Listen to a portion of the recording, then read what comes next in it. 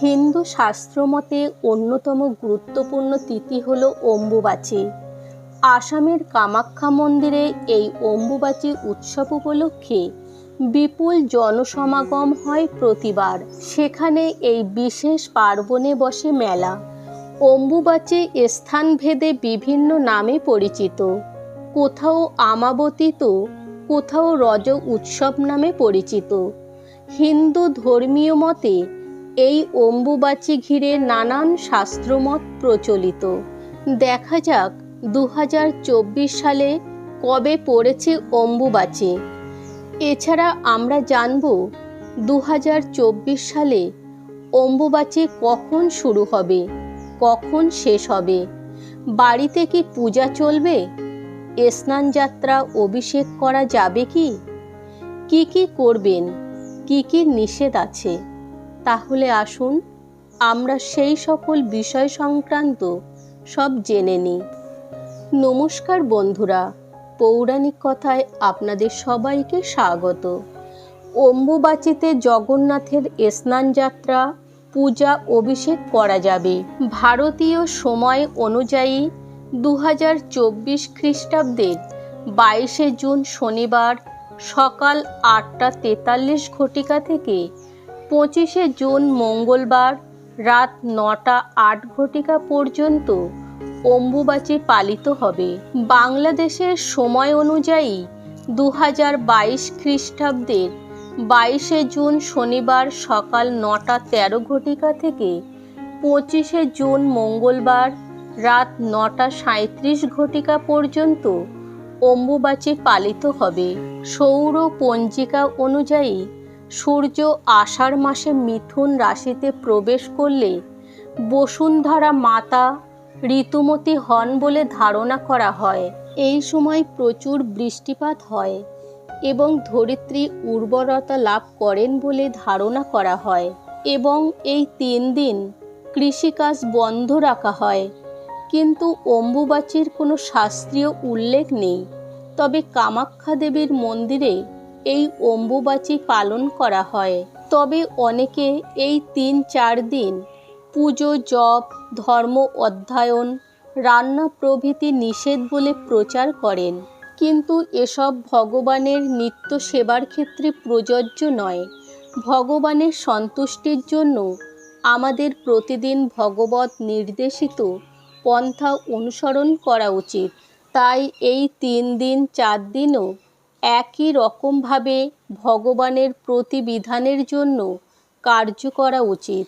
এবছর 22শে জুন ভগবান শ্রী জগন্নাথ দেবের স্নানযাত্রা মহোৎসব থাকায় সেই পূজা অভিষেক যথারীতি চলবে। সকলেই স্নানযাত্রা, পূজা, অভিষেক করতে পারবেন।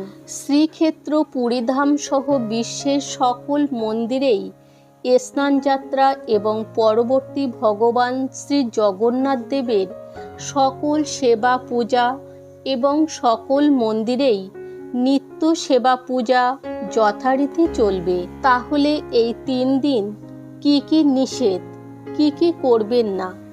অম্বুবাচীতে অবশ্যই আমিষ আহার বর্জন করবেন। মাছ, মাংস, ডিম, পেঁয়াজ, রসুন, মাশরুম, মসুর ডাল, কলমি শাক খাবেন না।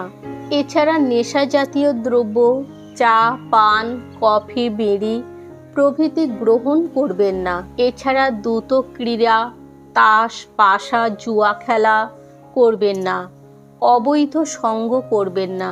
অম্বুবাচীতে কৃষিকাজ, হাল চাষ, গৃহপ্রবেশ, বিবাহ সংস্কার করবেন না। পরনিন্দা, পরচর্চা, মিথ্যা ভাষণ পরিহার করবেন। এবার আমরা জানব অম্বুবাচীতে কি করা যাবে। ভগবানকে ভোগ নিবেদন করে মহাপ্রসাদ গ্রহণ করবেন। অধিক হরিনাম জপ করবেন। শ্রীমদ্ ভগবত গীতা যথাযথ শ্রীমদ্ ভগবত আদি শাস্ত্রগ্রন্থ অধ্যয়ন করবেন। ব্রহ্ম মুহূর্তে স্থানভেদে ভোর 3টে 30 থেকে 4টে 30 মধ্যে সূর্যা ত্যাগ করে স্নান করে মঙ্গল আরতি ও হরিনাম জপ করবেন। ভগবানের পূজা অর্চনা, ভোগ নিবেদন, আরতি প্রভৃতি যথারীতি করবেন। শুদ্ধ বৈষ্ণবকে ভোজন করাবেন, দান করবেন। শুদ্ধ বৈষ্ণবদের শ্রীমুখ থেকে কৃষ্ণ কথা শ্রবণ করবেন। প্রসঙ্গত এই অম্বুবাচী তিথিতে কামাখ্যা মন্দিরে বিশেষ পূজা পালিত হয়। এই সময় শুভ কাজ করা নিষেধ থাকে, কৃষিকাজও করা হয় না। এই সময় ব্রহ্মচারী, বিধবা, যোগী পুরুষরা ফলাহার করে থাকেন। আগুনে রান্না কিছু তারা খান না। এই রীতি পালনের নেপথ্যে রয়েছে একটি বিশ্বাস। আষাঢ় মাসের মৃগশিরা নক্ষত্রের চতুর্থ পদে ঋতুমতী হন ধরিত্রী।